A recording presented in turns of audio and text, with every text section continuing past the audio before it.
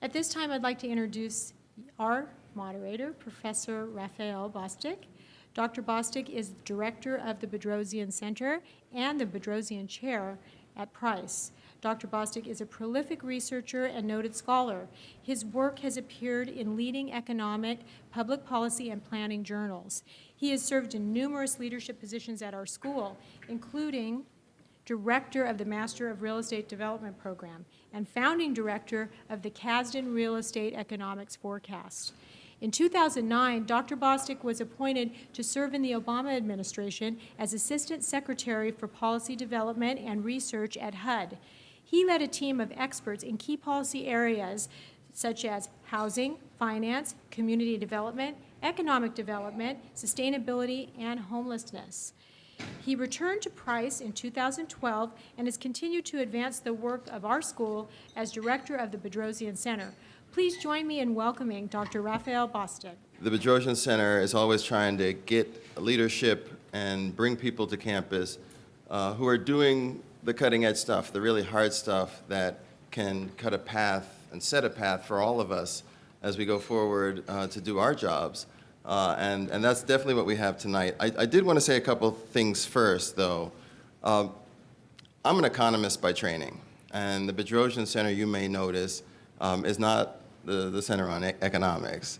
It's a Center on Governance. And the reason why I do this job is because I do feel that governance and the implementation of policy is an area that is underappreciated and understudied. And we need to do more to get people to pay attention to it, to understand how important it is, and to really invest in it, because many times our governments don't function because we're not investing in the capacity that allows government to function. And so, so by trying to raise the awareness and make it clear how hard it is to do these things, I'm hopeful that we're doing our little part to improve how governance happens. I would also say that we have many, many links to Detroit, right? And this is a program about Detroit. I mean, it's about more than Detroit, because the problems that Detroit faces are problems that exist in many places, maybe not as acutely as Detroit was facing, but there's a tsunami that is building, and we need to think hard about how do we address those things and hopefully avoid some of the challenges that Detroit faced. When I went to HUD, Detroit was one of my cities. So, so we picked all the fun ones. We had New Orleans right after Katrina. We had Detroit. And the challenge was to try to get these places to be functional again.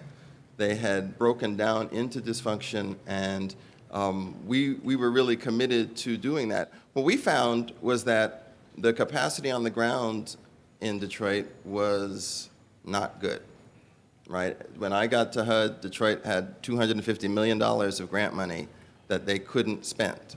And they had a lot of needs, but just couldn't get it out the door. And so to me, looking at Detroit, there was a potential for us to start to feel a bit of hopelessness, right? To feel depressed and to think that Detroit may be lost to us. But then we found someone who said, I'm not accepting that, and we're going to actually try to take Detroit to a different place. And Kevin Orr is that person. He took a job that I don't think many would have taken. If you just looked at the number, at the qualities of that position, they were challenges, like real challenges, and it would scare off other people. But fortunately, he took it and rolled up his sleeves and went and made a big difference. In his bio, as you guys have in your program, you know that this bankruptcy in Detroit was perhaps the most complex bankruptcy in the history of the country. And the challenges to actually get it through required coalition building and cajoling and really creating a vision that allowed a whole population, a metropolitan region, to embrace and own a positivity. and that is a very difficult thing to do. We're going to hear a lot more about that, but a testament to his talents, he was named 9th out of the 100 most powerful people in finance in 2013 by Worth Magazine. I have to say, I hate all those lists. I've been on a couple of them. I've never been 9th, right? So 9th, that's pretty good. However you do the list, that's pretty good. And is one of the world's 50th greatest leaders in 2015 by Fortune Magazine. He's truly been an amazing public servant, and the service is something that I think people don't really appreciate the sacrifice that goes into that. So he's an attorney. I'm not going to talk a lot about that because, attorneys. But I'm very, very pleased to be able to introduce Kevin Orr. Kevin. Deborah, Ralph, everybody at Bedrosian Center at Price as well, thank you for inviting me. Sometimes when I hear people talk about my curriculum vitae, it's an out-of-body experience. There's this guy named Kevin Orr, and someday I want to meet him. I'm still a guy who's drinking out of a milk carton and eating fried chicken over the kitchen sink. And when I get home, my wife tells me, walk the dog, take out the garbage. I don't care what you've done. Okay? So that being said, what I thought I would do is just sort of give an overview before we had a conversation about some of the metrics that we were dealing with Detroit. Detroit is perhaps a cautionary tale. It's a great American city. At one time, Detroit was one of the 4 greatest cities in this country, along with New York, Chicago, and Los Angeles. In fact, Detroit at one point in its history was ahead of everyone but New York in terms of wealth, in terms of job creation. And if you think about it, around the 1920s, 1930s, the beginning of the industrial age in earnest, Detroit was the Silicon Valley of the United States. If you were an engineer, if you were on cutting edge, you'd go to Detroit because it's not called the arsenal of democracy for no reason. At one point, we produced a B-49 bomber every 49 minutes and a tank going to Europe every 38 minutes in productivity. It's a historic city, the Renaissance city. In fact, our motto is, we dream of better things that shall rise from the ashes. All too often, what you hear about Detroit, though, is what we call ruin porn. You see the pictures of dilapidated structures, of people walking through the streets. In fact, some reporters and other publications like Al Jazeera and others said Detroit reminded them of a third world city, people walking around with water buckets on their head, which was untrue, but it makes for a great copy. What I'd like to do is start out by giving you an image of the city going forward as it exists today. So if you look at the picture on the upper left-hand corner going clockwise, you'll see M1 light rail. Now that's a light rail system like you have here, but it's also a fiber optic system because underneath the right-of-way in the city, we're building state-of-the-art fiber optic and technology for the buildings that are adjacent to that right-of-way. There's a new stadium for the Red Wings. The Ilitch family, Little Caesars Pizza Treat, everybody hot and ready, pizza. Ilitch family is building that stadium, but along with it, they're going to be building 5 new neighborhoods surrounding the Midtown area north of 75. The bridge structure you see is the new international trade crossing, the ITC, that the sovereign state of Canada is going to build to Detroit because from Gander, Newfoundland to Detroit is a border city. It's one of the few cities in America that is south of Canada, and that's Canada is actually south of Detroit. It's going to build $3 billion worth of new bridge, and on the other side, in the U.S. side, is going to be a multi-billion-dollar welcoming center built by the United States. The skyline of the city and one of the neighborhoods that's going to be built along with the stadium is over there in the lower left-hand corner, and just beyond the center left is Shinola. You don't know it from Shinola. They purchased the words for a new watch company, but it was really to create jobs, but it's become an apocryphal company of the city. But let's look at the Detroit that all too often is represented. This city represents where we started. Police response times were 58 minutes. What I usually do is I ask people to go home at night, sit on the side of your bed before you go to bed and count down 10 seconds. Now multiply that to 58 minutes. Imagine what that feels like. 66% of our calls for fire and EMTs were unnecessary. They're either blighted or abandoned structures. Okay? Our murder rate was quite high, eclipsing more than 1 a day. And 20% of our housing stock, that's about 72,000 units, just housing, not commercial, out of 320 some odd housing units was blighted. So you see whole structures going up the spine of the city that were dilapidated and blighted.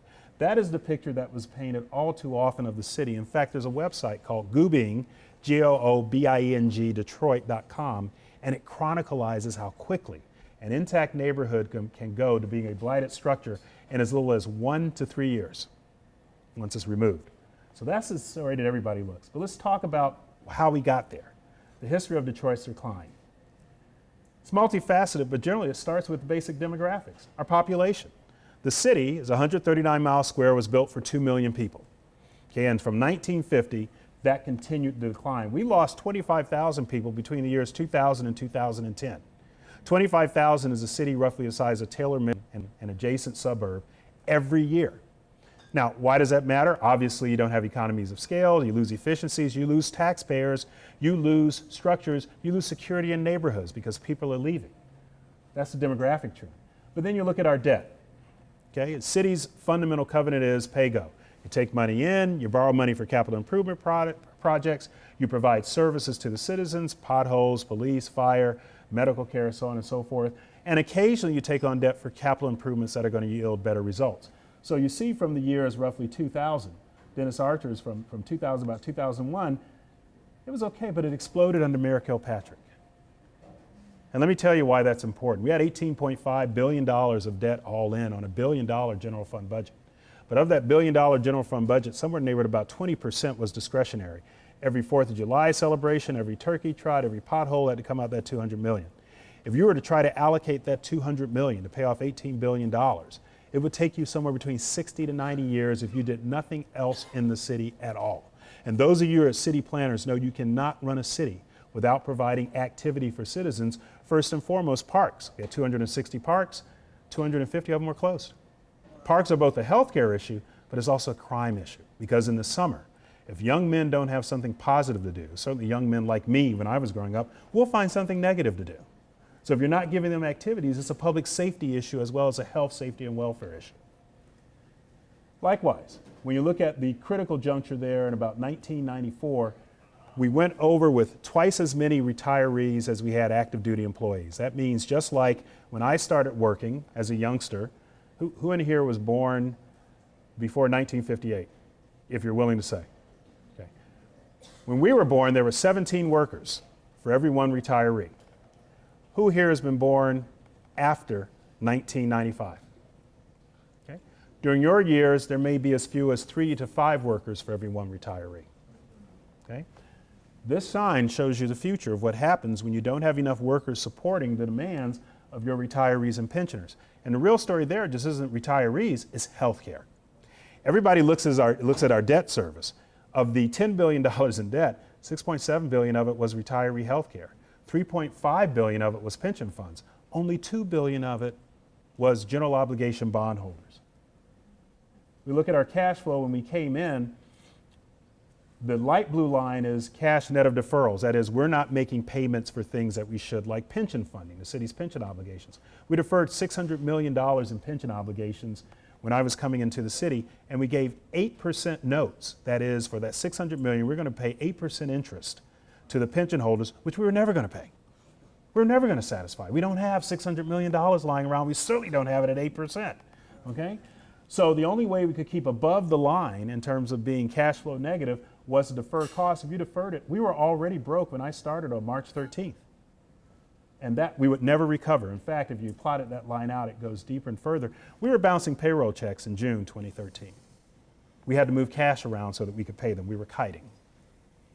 Now let's talk about the legacy costs as a function of the general fund, that $1 billion. When we came in 2013, legacy costs were 40%. That's principally retiree health care and debt service. That means 4 out of every $10 went to rearward-looking, rearward-facing costs, not for future investment. By the year 2023, that number was going to be 73%. $730 million out of $1 billion was going to be for legacy spend. 650 of that was going to be for retiree health care. In the out years, if we didn't do something, the city would die. So the bankruptcy process to readjust debts.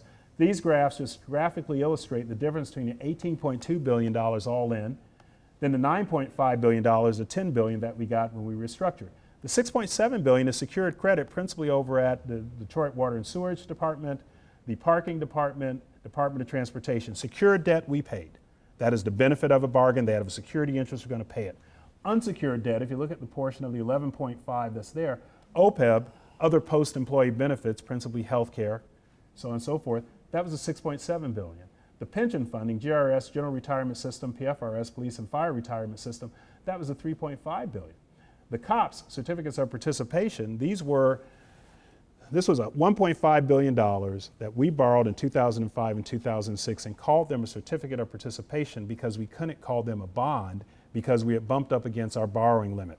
City's borrowing limit was 20, we were at 19.95. So we called them something else, went out and borrowed 1.5 million from a bunch of German banks. We were going to cure the pension underfunding in that. We squandered almost every dime of it. In the following 9 years, $1.5 billion in real cash went away. The smallest portion is the general obligation bonds. It was $500 million. The city had none of these other debts. We could have paid our bonds to our regular creditors in the ordinary course of business. Likewise, another look at the legacy costs as of revenues. I'm going to go through these a little quickly. But the biggest one, retiree healthcare, showed in the out years, as it was going up to that 73%. We restructured that to create a voluntary employee benefit association, a VEBA, just like you have in GM, just like you have in Chrysler, just like you have in Ford. And we will fund that for $22 million for the next 20 years so that our retirees, as a point of a moral obligation to our retirees, will not be without health care who worked for the city of Detroit.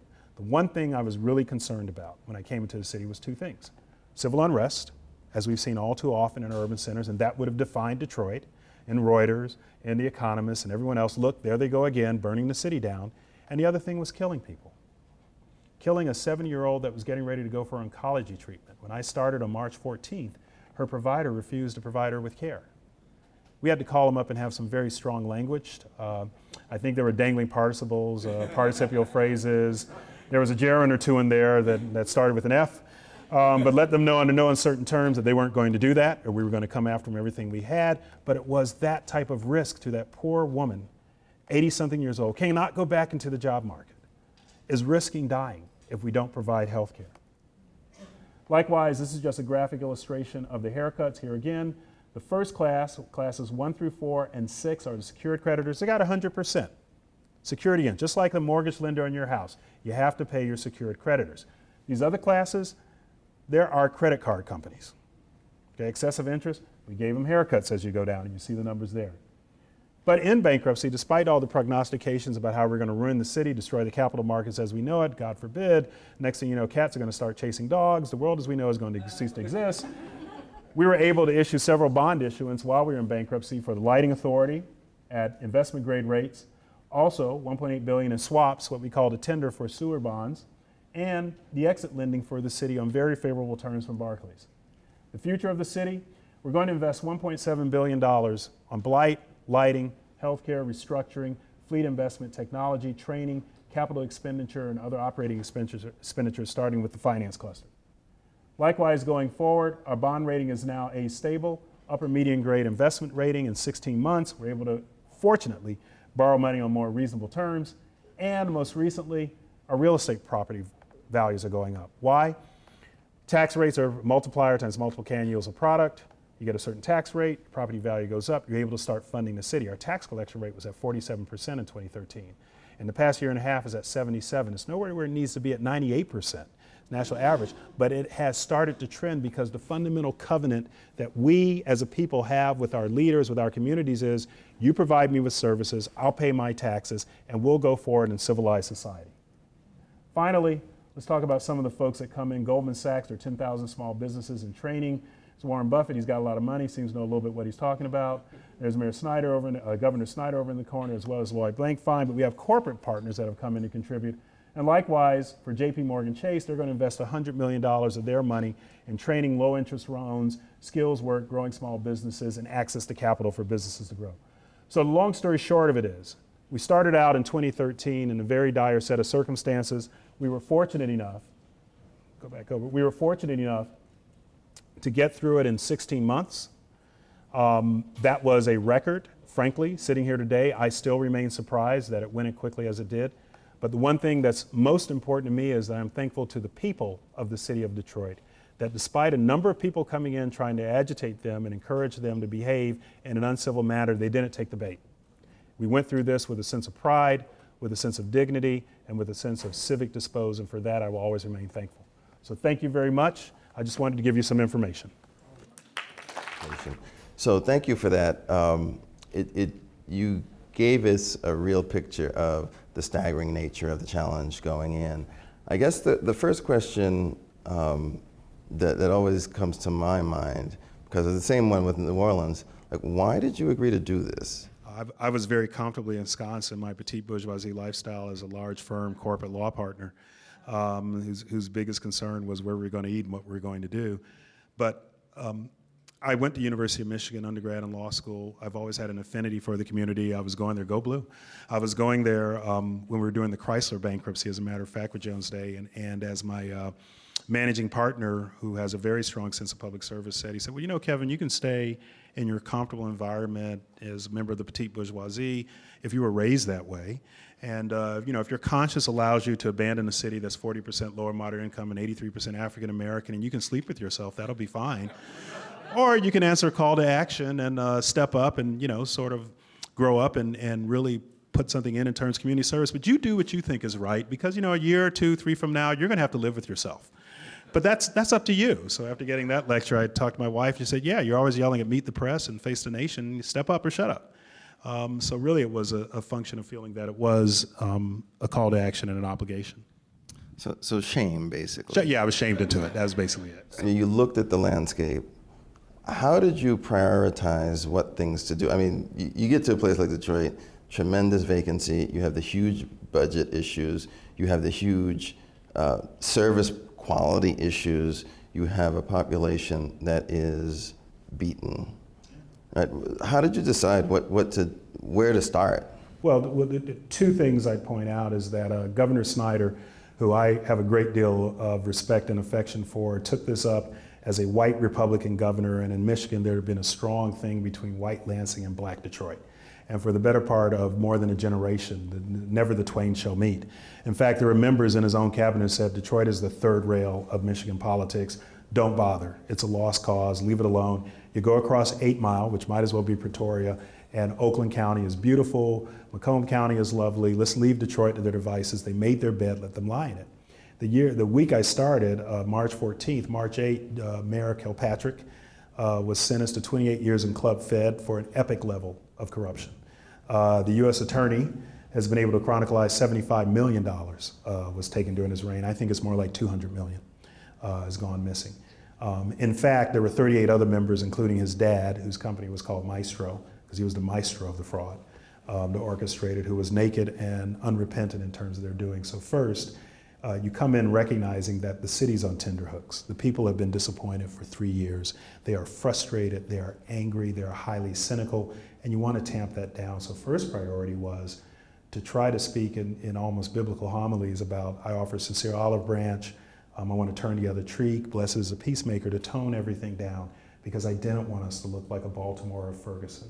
I didn't want civil unrest, because there are always people there trying. In fact, some of my now friends would show up every day for the first 3 weeks with a bag of Oreo cookies, black on the outside, white on the inside, calling me an Oreo. Big deal. My last name is Orr. I've sort of heard that since kindergarten. It didn't bother me. In fact, one time I went down to one of them and said, gee, if you brought some milk, we could have a snack. Oreo cookies are quite delicious. But you want to tamp down the civil strife, and you want to say, look, give me a chance. So I met with every city council person and said, you know what? I know you don't like this, because the state statute, Statute 436, took all power away from the mayor and the city council, invested in the emergency manager. Said, I know you're not going to like this, but give me a chance. See if I'm an honest broker. If I blow it, there'll be more than enough time. You can stone me. Okay, you can hang me from the rafters. You can banish me to the desert. Do whatever you want to do. But give me a shot. Give me an opportunity. Let's at least not be in the mud. Let's not have a Django moment where we're banging each other's heads out. And they said, okay, that's fair enough. We'll give you that shot. And then the other thing is, a lot of work had been done by the mayor and his staff starting in 2010 and 2011. He had a Detroit Review team in April 2012 came out with a report. In March 2012, a memorandum of reform. In April 2012, another memorandum of reform. In November 2012, another Detroit Review team. In December 2012, another report in March 2013, and the governor's findings of fact on March 1st, 2013, 22 pages, single space, about the emergency crisis level status in the city. So in terms of reporting out, a lot of that had been done. My job was to try to prioritize what we're going to try to do in 3 buckets, which was delivery of city services, change that 58-minute response time to the national average, somewhere between 11 to 12, somewhere in there. Try to restructure the budget so that the city could afford to pay go as it went forward. And 3, try to build a sustainable plan so that when we exit it, because the first thing you do when you come into a crisis is figure, how do I get out of here? Okay, it's like taking a beachhead at war. Okay, how do I get off the beach?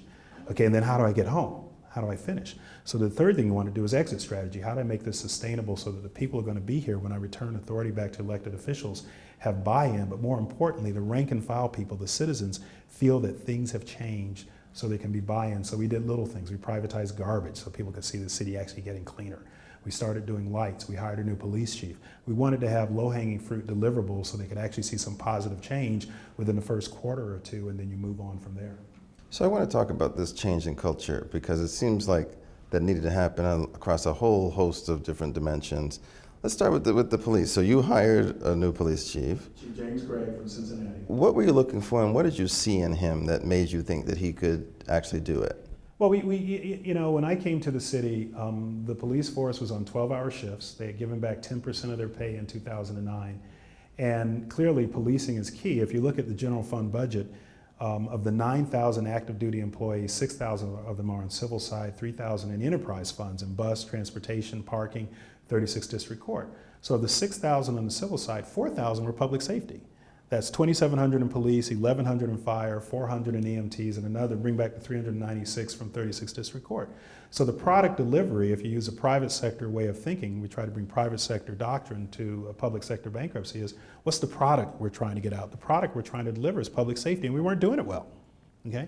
So you had to get a change agent, somebody would come in, a forward thinker, and Chief Craig, who had started out in Detroit, had gone to LA, had come up through the system under Bill Bratton, had run the Rampart district. You all remember Rampart. Okay, that was Chief Craig, Chief James Craig. Had been a change agent, had been the president of the African American Officers Association. In fact, Daryl Gates told him when he came in one time, you colored boys are okay, but it's those GD Mexicans I can't stand. I mean, that's what he had to deal with, okay, in dealing with the system. True story. So Chief Craig had a storied career going through this whole thing.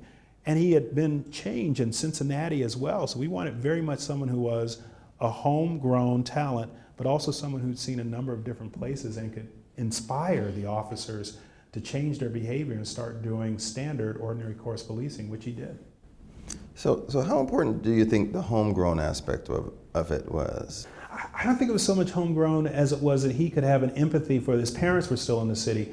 He could have an empathy, but more importantly, he was coming from a standpoint, I'm not going to tell you that you're bad and what you're doing wrong. I'm going to empathize with your situation and try to incentivize you to be better. People join police. I know we've had some issues with our policing. I know I have. My wife, on her bachelorette party, had a police brutality incident that we grieved with the City of Miami Beach Police, and the Internal Affairs Department sustained it, and we could have sued. They arrested her wrongfully, and she's a physician. She's a perinatologist, high-risk obstetrics at Johns Hopkins University, and he was dragging around a car. I've had a gun put to my head twice, okay, on Key Biscayne, Florida. Okay, high crime rate, right? No, it's Key Biscayne. Okay, but there's a black guy on Key Biscayne in a black sports car with smoke windows, must be a drug dealer. Okay, the first time I came to Alexandria, Virginia, Washington, D.C., first 4 weeks I was there, I was stopped 6 times.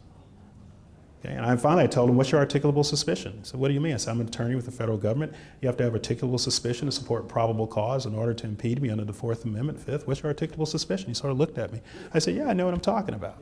So I am sensitive to the issue of implied bias, implicit bias in policing, but you have to have policing. These are the people who will go out and put their lives on the line to protect us in civil society. So what he really tried to do is saying, you all joined the force for a reason. How can I inspire you to be better than what you've been so far? And you know what they said? The first meeting I had was with the DPOA, Detroit Police Officers Association.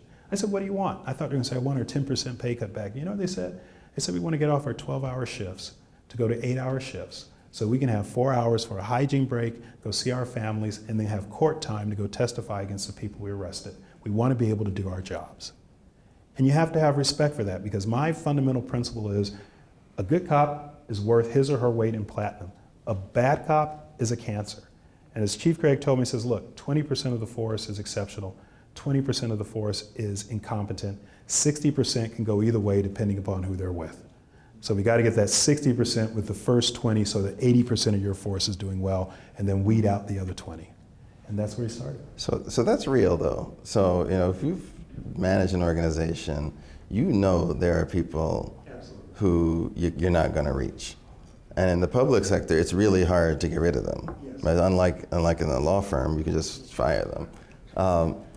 It's the folks in the middle, and they're looking for a reason. What I found is they're looking for a reason to work. Yes. They're looking for a reason to contribute and add, and they need someone to tell them that they can actually make a difference. And that's really interesting. Budget. Yes. So, I've dealt with a lot of budget people. Right. And budget folks do things the way budget people do things, right? You come in, now you showed us the picture, we've got deferred payments, we are heavily underwater. What did you do to change that perspective? Well, two things. One, we had a whole team, first of all. So in addition to, I resigned in total from my law firm, paid a lot of taxes, doing that. But then we had Miller Buckfire as an investment advisor. We had Ernst & Young as our sort of a financial projection and analyst. And we had Conway McKenzie as our operational restructuring. So that team, that core team, brought with them orthodox strategies of the way things normatively should be run. Then the other thing I did is I went out and got a new CFO.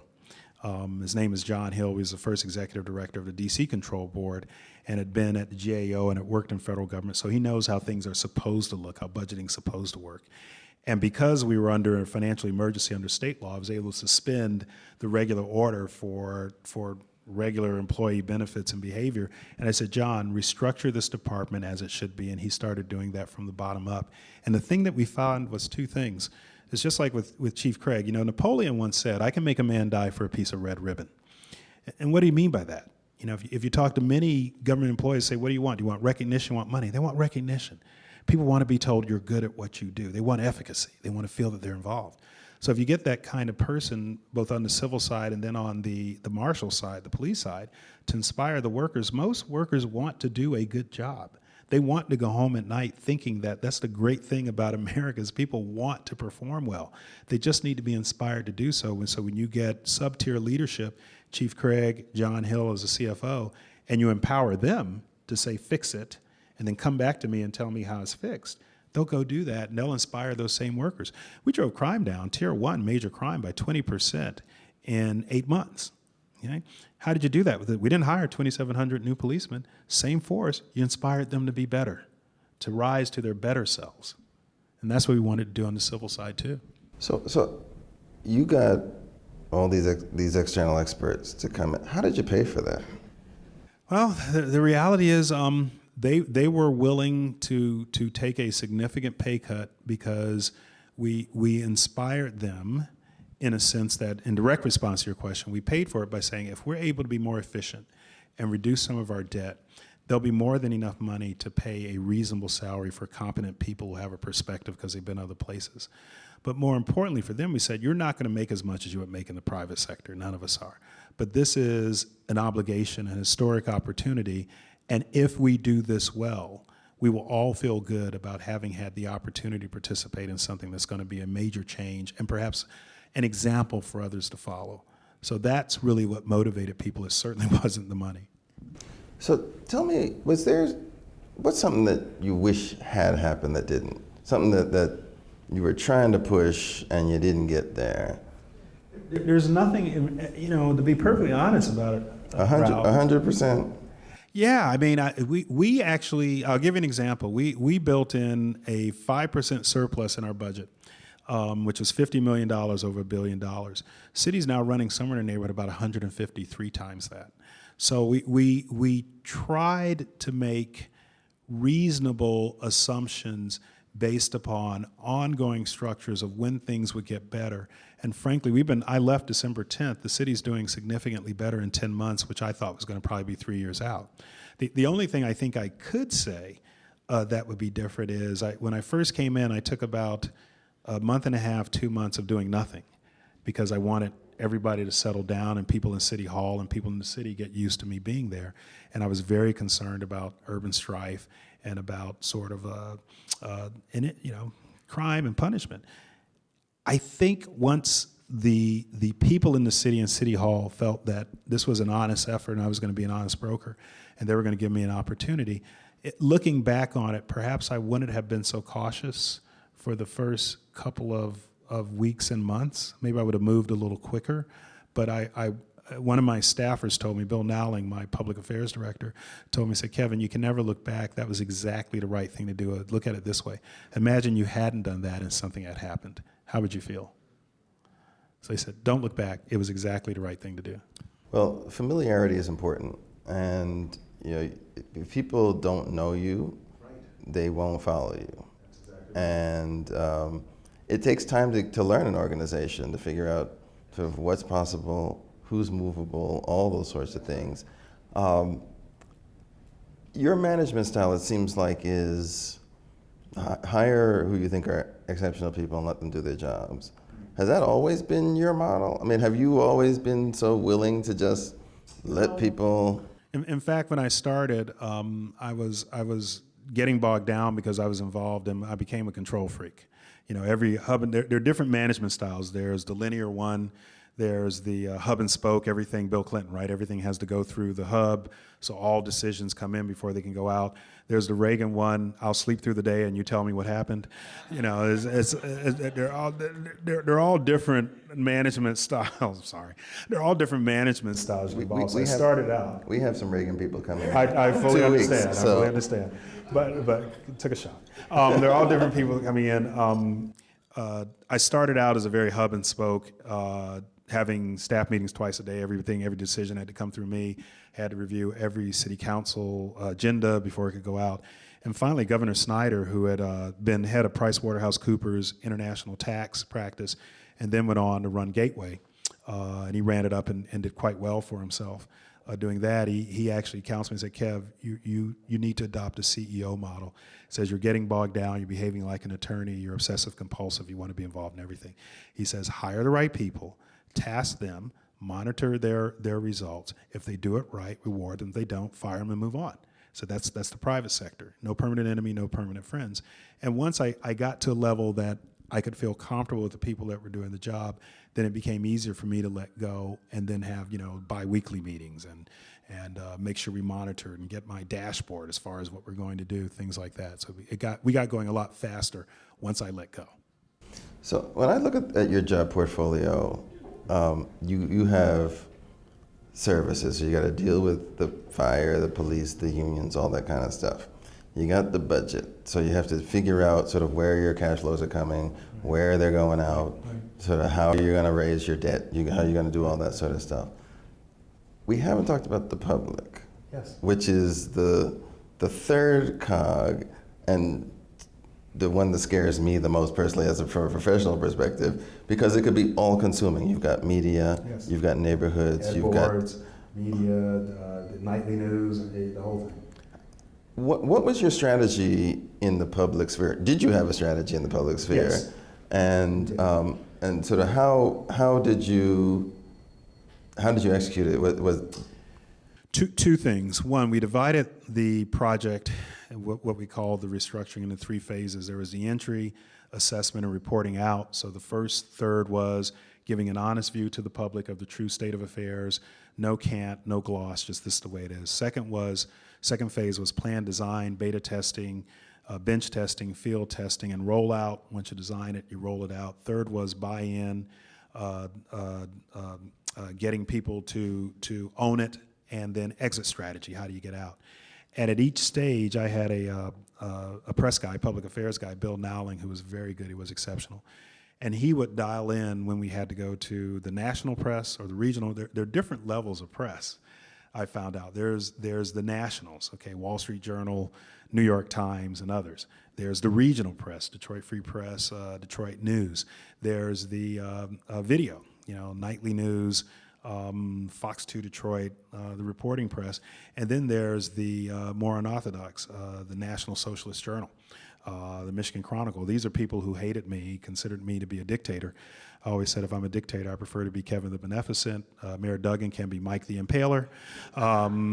But you have to go talk to them nonetheless, even if they view you as an abomination and liken you to Adolf Eichmann, which is what one of the papers did when you're going on. And the strategy was to have a consistency of message to make sure everyone had equal access. There's also the foreign press, Al Jazeera, Al Harat, Reuters, The Economist. You have to speak to them. Some of our bondholders were German banks.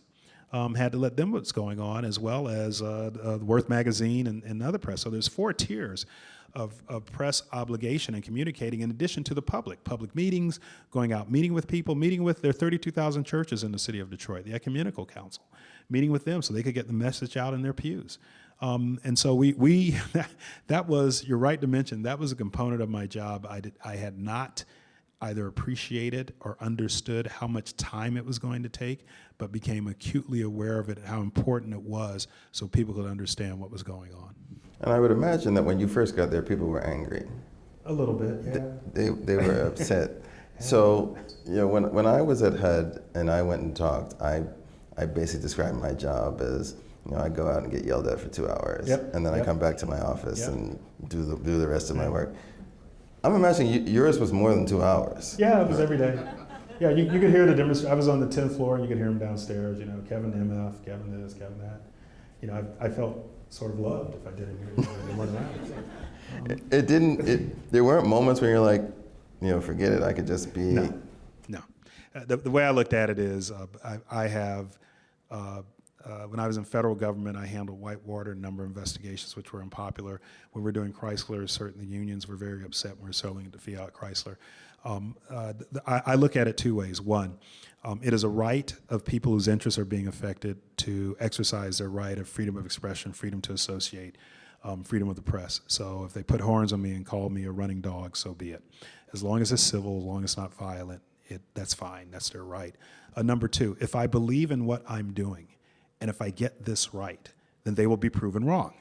And the best satisfaction is looking back now and saying all that angst and teeth gnashing and name calling you were doing, look, you have a wonderful city. You can finally balance your budget. You have police that are responsive.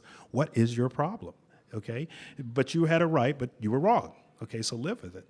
The other thing I think that you have to stay in mind with is when people are going through all of this is, it could be worse.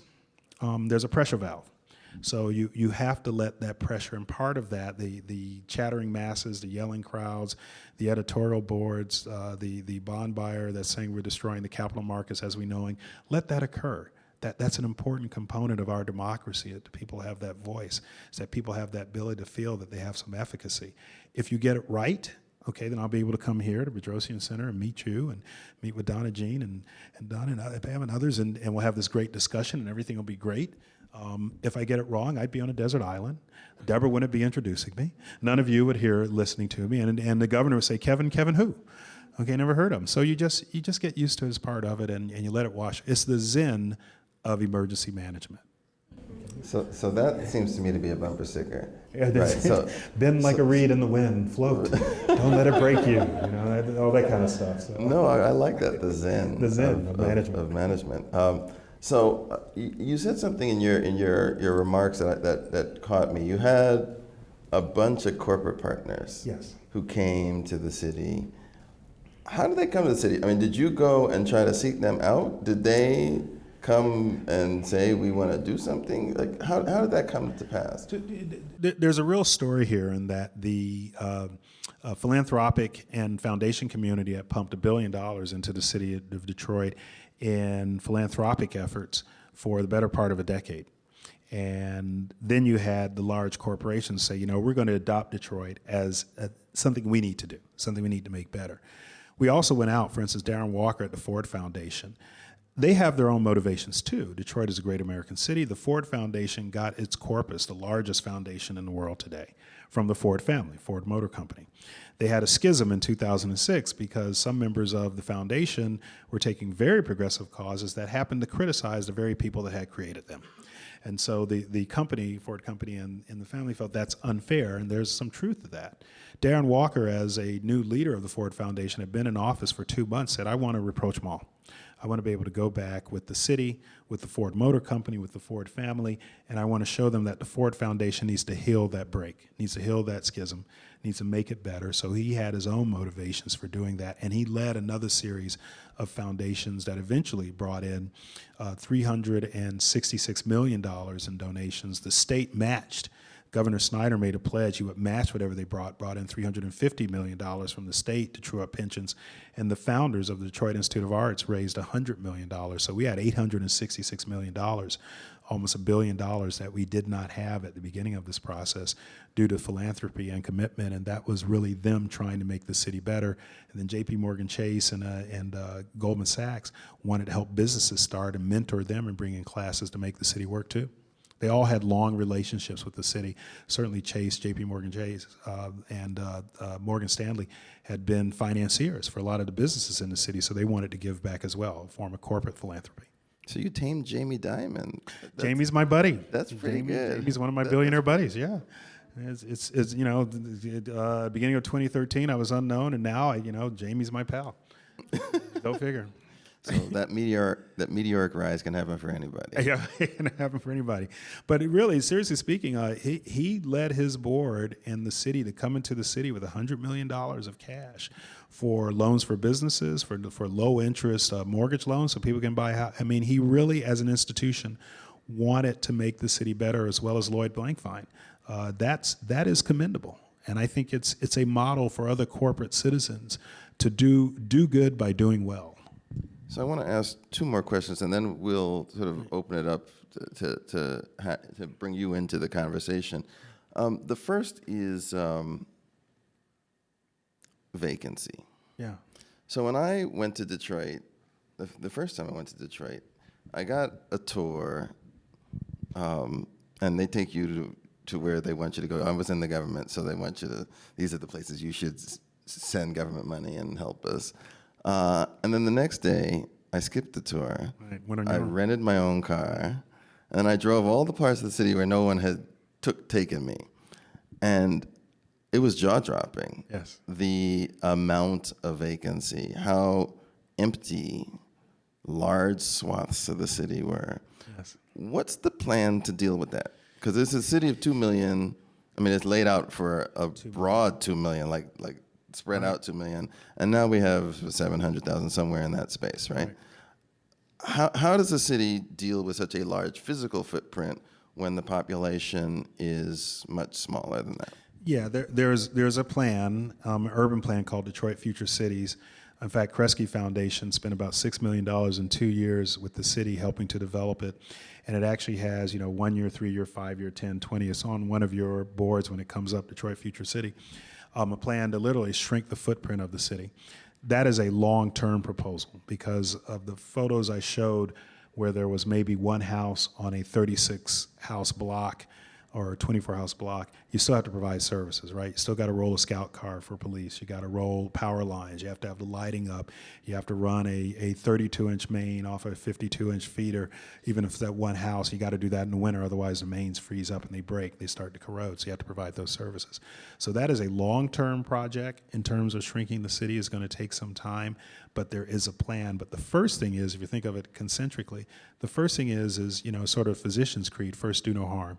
So the first thing is to stabilize the patient, get them up and into rehab, and then hopefully they'll expand, and they'll get better muscle memory, and they'll be running faster, and they can do all those other things. But the first step is to get it back to a nice, stable, ordinary course basis, which is what we want it to do. And then the last question I had in this stage of our discussion, I'm wondering about replicability, right? So, New Orleans is iconic. The amount of investment that people devoted to that city was because it was New Orleans. Right. Detroit, the same thing. And, the historical relationship with the Ford family and Ford Foundation, that's not everywhere. Right. So what things that happened in Detroit or that you experienced in working in your time in Detroit do you think are transferable? What are the lessons that we could take here in California or in other places? Yeah, I caution everyone to be very careful with thinking that each municipality or structure is somehow transferable, and that Detroit is a template. It is not. All cities have their different cultures, different history, different patrons, different stressors. I mean, Detroit had $18 billion all in, and 3.5 of that was unfunded pensions. Chicago has $20 billion of unfunded pensions in. Okay, it has a $500 million payment due this year. Okay, huge amounts of money. But Chicago is also very affluent.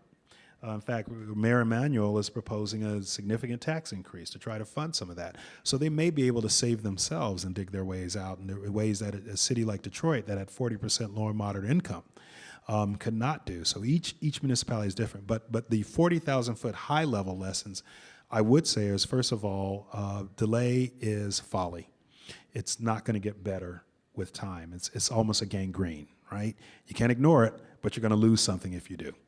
Okay, it's going to go away. So delay is of no help. Number two, transparency, honesty, there are four components, okay? You need leadership, you need talent, you need transparency, you need cooperation. Find those actors that are willing to do that and work with them. And that means that Democratic unions have to work with a Republican governor, or a Republican legislature, state legislature has to work with a Democratic governor, and they're going to get credit. Get over it. Get over the tradition. We don't have time for it. Our cities are in crisis. And number three, I would say as a lesson learned is make sure that you manage expectations of the public, the civic community, and others, so you can provide milestones that are realistic and you can meet. When we came into the city of Detroit, we tried to tell them, 40% of your lights are out. Your city's dark in a city that's dangerous. That's taken 60 years of neglect. You have 20-year-old trees. That's Detroit Future Cities booklet on the screen.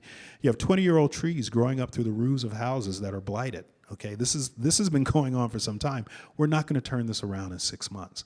What we will do is have demonstrations of what it will look like, okay, in the coming 2 to 3 years, so that gives you an expectation.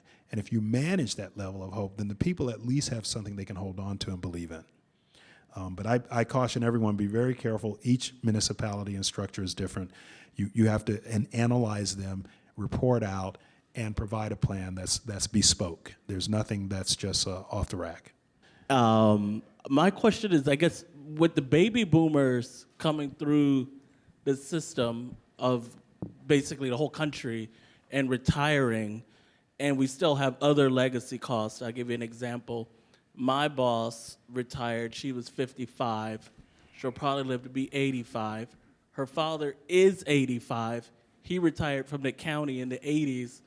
We're paying for both. I want to get a raise. I don't see how that could ever happen. Right. If you could speak to that. That's a very apt discussion of why exactly we need to have a serious and honest discussion about urban policy.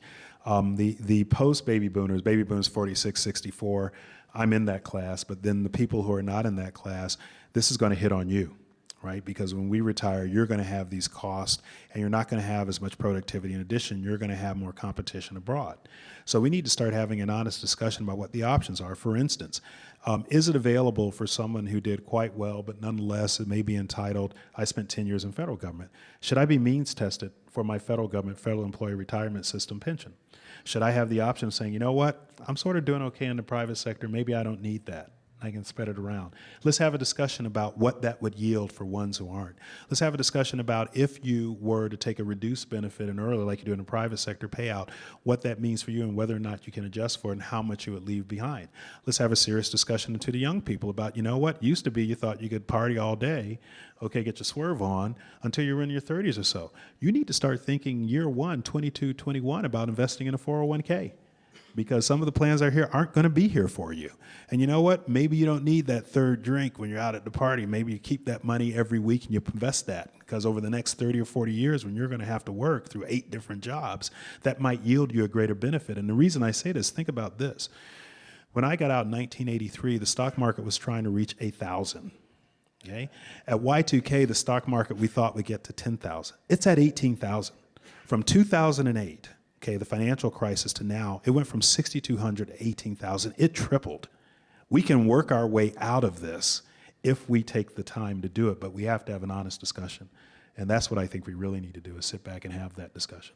Would you please talk about Detroit's world-class art collection? Yes, the DIA. The controversy over treating it as an asset that could be liquidated, your role in the decisions on that, and how it all turned out.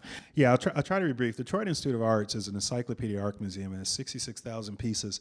2,715 have been shown at any time. The value of the museum is probably captured in the Tannehill collection, who was a Dodge Motor Company, heir of about 410 pieces. We have a Diego Rivera Court, 30 Rockefeller Center, New York has one. We've got 4. We've got 7 Rembrandts. We've got Monets. Whatever you want, we got it. Psst, buddy, you want some art? You know, that's what that's what everybody was concerned about when I came in as a receiver, that I was going to be a knuckle dragger and sell some of this stuff off. And frankly, when I came in March, I did commission Christie's. Alfred Topman had owned Sotheby's, so we had a conflict because he was a patron of the center. I commissioned Christie's to assess it because as a receiver, my fiduciary obligation was to value every asset that we had. And when I'm talking to general retirement fund pensioners, about 75% of whom are low and moderate income, and their pension is quite modest, $19,400, and I've got perhaps billions of dollars of art over here in an art museum, I've got to look at that as how I can monetize it. Now I'm going to get hung by, suburban soccer moms watching Alm Woodward in their ball gowns, using very intemperate language, quite embarrassing. But I've got to do that because that's my job. Fortunately, what we're able to do, because I was in the mood to sell some of it, if for no other reason, because of the class conflict of being unable to go to court and testify that I'm going to cut some pensions, but I'm going to leave this art for the suburban white community untouched, our single largest liquefiable asset. I ain't going to have that testimony. That wasn't going to happen. So what happened was the foundations, in raising $866 million, put a condition on the grant, on the gift, that we couldn't sell one piece of art. We moved it into a restrictive covenant, into a trust, and is now preserved forever for the city and the people of the state of Michigan. So we're able to preserve the Art Institute. And it's quite nice, and I'm not accused of being a knuckle-dragging hater of art.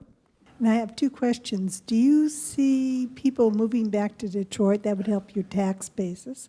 And then the other question is, I didn't understand about your health care, because when I got to be 65, my company cut me off and I went on Medicare. So Yes. how does Medicare add into your health care? Very good question. Number one, there are people moving back in. In fact, in the past 11 months, we've seen a net uptick of 8,000 people. My own personal measure of the growth of an urban center is if I see a yuppie running after 10 o'clock at night, preferably with a chocolate lab, a golden retriever, that bodes well. So I'm always looking for the yuppie running as a good thing when you see that in urban development. But the second question was in healthcare. There are 2 things. On the general retirement side, the civil side, they are eligible for Medicare and Medicaid. On the police and fire side, they opted out, which you can do in the public safety. So they don't have Medicare and Medicaid. In addition, duty disability and other injuries, which cause people in very active duties, you get hit by a brick as a fireman or a brick wall, you may be disabled for the rest of your life. So we felt an obligation, particularly on the police and fire side, to provide health care for them. There's nothing in our plan that requires or obligates the VEBA to buy into the Affordable Care Act, Obamacare. But if they do, at least for the Obamacare co-ops that are working, not some of the ones, the cooperatives, the 400,000 of the 10 million that have signed on that are having some troubles in opting out, if they do, there's a chance to drive those costs down even more. So the reason we wanted to provide health care and not just push people over to Medicare and Medicaid was we felt an obligation, but particularly for police and fire who would not have that access. I had the opportunity of working in Detroit for 3 years, and I was working with the Detroit public school system. DPS, yeah. And so I wanted you to go in a little bit on how you addressed the school systems. When I was there, I think 150 schools closed in a Yep. matter of 5 years or so. Yep. And when I went back recently, I went to go actually drive by one of the schools to see some people, and it had gone from a functioning school to a ruin. Right. And I know some of that was a result of the population shrinkage and abandoning some neighborhoods, but how do you restart that and kind of create that foundation of education? Okay, here I'm going to make an admission. I had the city of Detroit, which while it had a bigger budget and a greater footprint, in my opinion, was significantly easier than schools. DPS, Detroit Public Schools, I did not have as an emergency manager, and it's under a separate emergency manager regimen. But schools, and I said this last night to Ralph at dinner, schools are so much harder because you're dealing with children. If I make a mistake in the city, I can correct it during the next fiscal cycle. If you make a mistake with kids, you're setting them on a different course. These are children of tender years. These are children who deserve an adequate education, who deserve an opportunity. So what they're doing now, of the 320 schools in DPS, 160 are in the EAA, Educational Assistance Authority, and 160 are in the Detroit Public School System with magnet schools at EAA. The governor and the mayor, Mike Duggan and Rick Snyder, are trying to work out an accommodation whereby they'll transition the schools back to out of emergency management back to elected management. That may be good, but one of the things they have to look at, for instance, Mitchell Andrew down in New Orleans put everything into charters. He just abolished the public school system. Initial indications are they're doing well. In Washington, D.C., Michelle Rhee, you all may remember there's quite a controversy, and she eventually had to leave. But her successor, following on that, has shown in the past 3 to 5 years increases in terms of testing and performance. So there are models out there. What I would say, because it's in emergency management, I don't want to kibitz on what they're doing, but what I would say, there are successful models out there, particularly for urgent education, that have made some advance, and I would encourage everybody to take a real serious look. I think we do need some national leadership on this question, though, as well, about what we're doing, particularly in the urban space. But I declined to work at DPS because I thought it was significantly harder than doing Detroit. What are the higher education institutions doing? You have Wayne State there. Good question. So you mentioned partnerships. I'm Right. just kind of curious about their role. Very good question. Dr. Wilson, who started in the summer of 2013 as the new dean of Wayne State, is very involved in the school. Eric Scorsoni over at Michigan State is also involved, as well as Dr. Schlichting, the new president of U of M. They are all participating with the mayor and the governor in very dear plans in terms of both education, but also in monitoring performance. One of the things they're doing, Eric Scorsoni, for instance, is working with Pew Center. One of the things they're doing is monitoring the city's behavior in conjunction with the Financial Review Commission that oversees the city. You know, when New York went through its troubles in 1977, they had a municipal assistance corporation. That corporation lasted for in excess of 32 years. It just wound down in 2008. DC, when DC went through its troubles, had the DC Control Board, and that lasted for the better part of 7 years, and they had to report out 4 years of a balanced budget. The Financial Review Commission for Detroit, you have to have 3 years of a balanced budget. So the academic institutions are assisting them with metrics and monitoring and making sure they're going forward, and are helping design opportunities for some of the kids, like at Cass and other schools in that area, to mainstream them into educational systems. But they're very active and are studying it quite well as people out here, for instance, who came, when you guys came to the city in May? In May. In May. Yeah, in May, and did an intensive study. So that's all, keep your eye on them. Make sure they stay true north. So the Price School for the last couple of years has done a remote lab where we've taken students to Detroit and worked as basic consultants to Absolutely. Detroit departments to help them think about how they might move forward on some projects. And some of my staff has gone, and people rave about that, and they're very excited about the prospects of the city. If I had a genie with 3 wishes, what would they be? There was a study by municipal managers in Michigan, 2013, and they asked some 1,600 managers what's their number one focus, and they said regionalization. That is, being able to build economies of scale, both in transportation, healthcare, and others. I mean, here in Southern California, you have, you know, L.A. County, but in LA County, you have Bel Air, you have Beverly Hills, you have Pacific Palisades, you also have Compton, Inglewood, and other areas, okay? So you have the ability to spread cost out based upon efficiencies and regionalization if people have the political will, even Simi Valley, but people don't. So number one, I would like to get people more sensitized to the need for regional cooperation, at least in the areas like for transportation, other things they can, so you have economies of scale. Number two, if I could do anything, is I would make people report out on the front page of every publication every day what the run rate was for the municipality and the budget, and how much above and beyond that, and what it was costing them and who was paying for it. I would make sure that people knew what they were paying for, because most people don't. Most people do not get down into the dross of municipal budgets, that you've got to treat Detroit 615 million gallons of water and 715 million gallons of sewage every day, and what's that going to cost if people aren't paying their bill, and that you have 47% compliance with your tax payment rate, so that the people would know that this is your government and you've got to pay for it. Okay? And if you don't, then there are things that don't happen. Number three, I would have a federal government urban policy summit. There are people that are doing remarkable things in the urban space.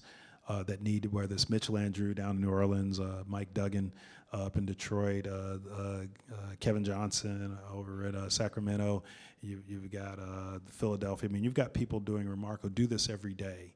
Okay, without an emergency situation, I cheated. I had a state statute and I had Chapter 9 of the Bankruptcy Code, so I could do what I wanted to. There are people who have to do some of this stuff without having that sort of authority. I would bring them together, put them in a room, just like we did for the Hoover Commission, which restructured federal government, just like we did for the Warner Commission, just like we did for others, and say, what do we need to do as a society going forward so that those of us that are in our 50s, 60s, 70s, and 80s are making this a better world for those of you that are in your 20s, 30s, and 40s. And then I'd say we have to go and do it. Nobody's having a serious discussion about that. We're just not. When you're in a White House and you have so many things coming at you, you've got a Congress that is Dysfunctional. not happy with you. Yeah, dysfunctional. And also not viewing the urban space as their space. It can be really difficult to focus that attention. And I try to grab someone who's willing to take on a suicide mission, and I'd put it to that Congress, how many young black kids do you want to kill today? How many uneducated urban kids do you want to go through with reading on a 5th grade level when they're in the 12th grade? How many people you want to have unemployed, and how many of you who refuse to get involved in this effort 10 years from now, when you're looking at your legacy, I'm going to be able to say, we're here because you failed to do something. I'd be pretty vicious about it. But I think there's someone who needs not to worry about what they're going to do in the future, and whether or not they're going to offend people, to run that effort ruthlessly, because we're in a crisis. So we need to get you in the White House. I don't think so. I don't think so. That seemed like a pretty good line Not me. approach, and that I think that would turn people's heads and get people's attention, and really because so much of our news is that stuff, right? It's about the challenges in our urban places. It's about our inability to be one people, and make sure that everyone becomes something productive. Yes. Right? And we haven't found a way to have that conversation in Washington at the federal level. And we don't have a will to actually do the things that we might need to do. I pretty much want to be LBJ ruthless. You know, I'll have calls in the bathroom. I'll embarrass you. I'll take away your funding. I'll even talk about your mama. But you know, think of it this way. And I meant this when I started out. There were 3 economic engines in the world: United States, Japan, and Germany. We were 4% of the world's population. We were 25% of its GDP, and we didn't have to worry about the BRICS: Brazil, Russia, India, and China. Didn't have to worry about the G20. Didn't have to worry about whether or not competition for labor was going to be overseas. You ain't seen nothing yet. I mean, if you look at it, India and China are almost 40% of the world's population. They're just beginning to come online. Okay? They have the ability to outproduce us by an exponential level. If we don't resolve our domestic problems, we're going to be behind the 8 ball. We may be the United Kingdom of the 21st century, not realizing the Admiralty is no longer in control. Okay? We don't have to do that. But I'd have those discussions with anybody in Congress any day. And I'd say, what more do you need? We have children being killed by police, and police being accused of inappropriate behavior, some inappropriately, some correctly, every day. What does it take? I don't know what else it takes. Well, that's a question we ask in a whole host of policy areas. It seems like we have the same discussion again and again, and how do you break the cycle? But you know, you've actually broken the cycle. I mean, you changed the cycle in a city that had been broken for a long time, in the public sphere, but also in the civic and in the corporate sphere. You know, when people talk about Detroit, I think the corporations, the auto companies, they get a pass sometimes in the discussions about why the place hasn't worked. And you know, it takes a wholesale change to move that kind of battleship and get it to go in a different direction. Yeah. And you've been a beacon for that. Yeah. So I thank you for your service, and this has been a great conversation. Please say thank you to Kevin. Thank you very much.